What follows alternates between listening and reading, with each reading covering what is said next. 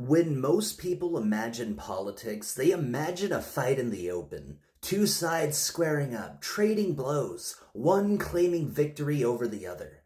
That image is drilled into us. Debates framed like boxing matches, campaigns treated like brawls, everything reduced to personalities throwing punches.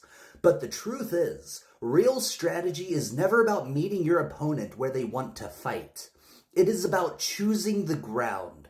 Sun Tzu wrote that the general who selects the terrain wins before the battle is fought. And that principle applies here.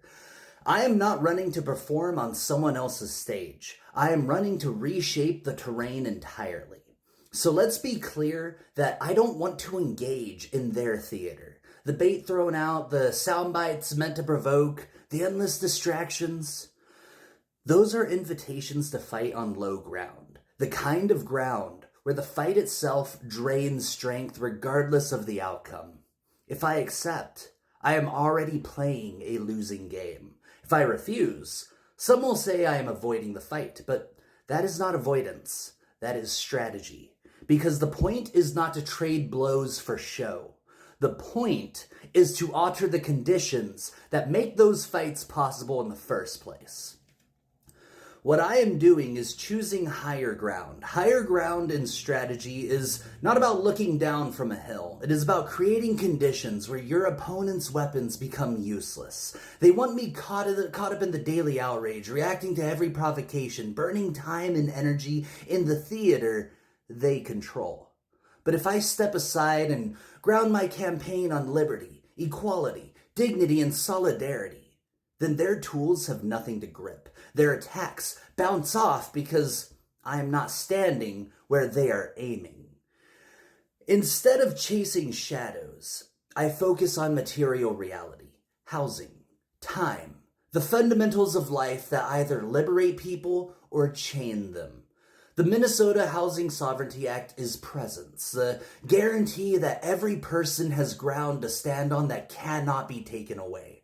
The Minnesota Workweek Liberation Act is permanence, the guarantee that people's lives are not devoured by labor, that they have the time to live as free human beings.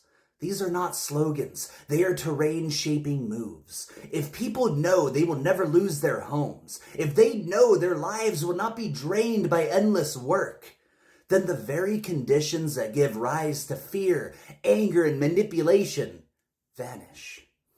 That is what it means to fight on higher ground.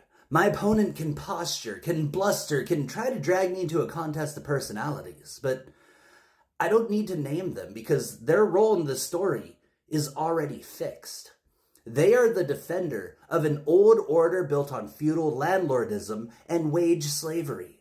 If they attack me, all they do is confirm that role. I don't have to call them out. The terrain itself exposes them. The essence of strategy is to recognize that not all fights are worth fighting and that many fights are designed to be unwinnable traps. The wise general avoids them, not out of cowardice, but because they see the real battle is not over the clash of armies, but over the shape of the battlefield. That is why I don't waste time trading insults. I'm not here to be an actor in their play. I'm here to change the stage itself. And here is the fundamental difference.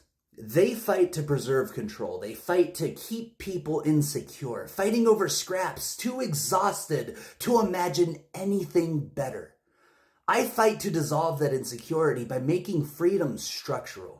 When liberty is a condition of life, not a performance, their weapons fall useless. Their rhetoric has nothing to stand on because the ground has shifted beneath them. This is not theory. It is the lesson of history. Every time progress has been won, it has been won by those who refuse to be dragged into the battles chosen by the powerful. The abolitionists didn't waste their time debating the merits of slavery on the terms slaveholders set.